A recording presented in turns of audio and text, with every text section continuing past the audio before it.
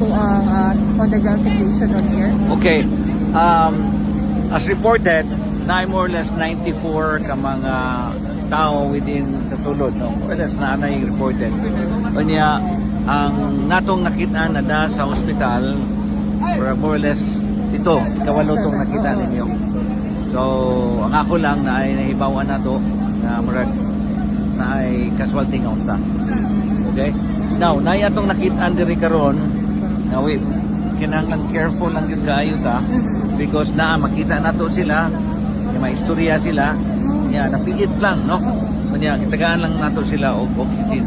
Pila nakabukod yung oxygen ka, Mayor? Nay tulo ang nakita. Okay. So, mo na nga careful ka to, I think ikaw pa to, no? Katong tulo na ara to siya diha karon. Okay. Ang difficult karon is ang mga tao na piit sa mga puthaw. Naay mga equipment ang mga estudyuhan kung ato nang ilis ang posibilidad na basin mapiit sila. Okay. So ang direction karon is to cut sa mga metals pero makuha lang.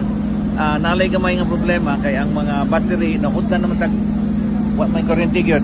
Kani nga kuryente man siya generator. Sa pagka of the moment pangan nato ang kuryente.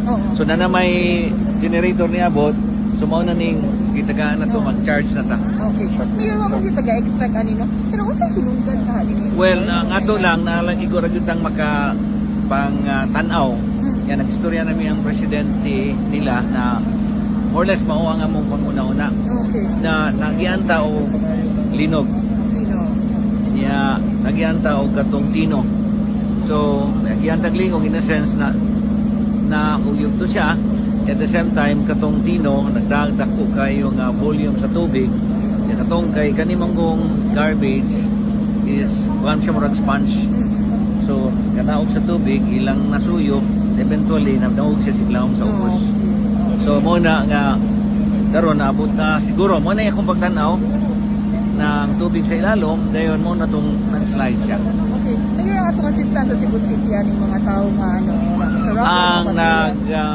ang atong instructions nga ang mga tao nga naa sa ospital at imanon gyud gusto lang nako may bawon asa nang nadakaron matiman gyud ang mga tao nga nasa ospital o nya katong na kuan gyud na building kita gihapon ato gihapon assist.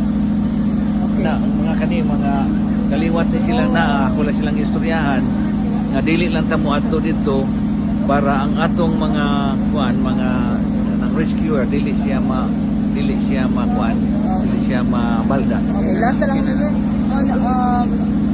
Looking forward na lang Mayor sa may ato siguro sa DNR, sa EMP o sa may ato. Looking forward, okay. Again, ang focus karon is pag-retrieve. Okay. The second one, ugma sa buntag 9 o'clock mag-meeting ko dire with DNR and also ilang grupo sa Primeways ug unsay direction pagahimuon. Considering na consider na unta nga nakuha na ni karon kay ang atong instruction sa mga kapulisan, sa atong BFP, sa atong mga rescue 24 hours ni sila. So siguroon lang nato nga naa ang kinahanglan nila nga mga resources like pagkaon, tubig, generator. So amo nang ipahibaw sa nang taniya if we need gasoline or fuel makapangayon nila. How about the closer, Mayor? Ha? Closer. Since mo yung mga kwan sa mga town hall ron, closer daw din yung ato landfill? These are the kanang possibilities nga angay pangatanawon kung unsa gyoy atong mahimo. Kaya ang ato rabang ang syudad, ang atong gisaligan kani for the moment.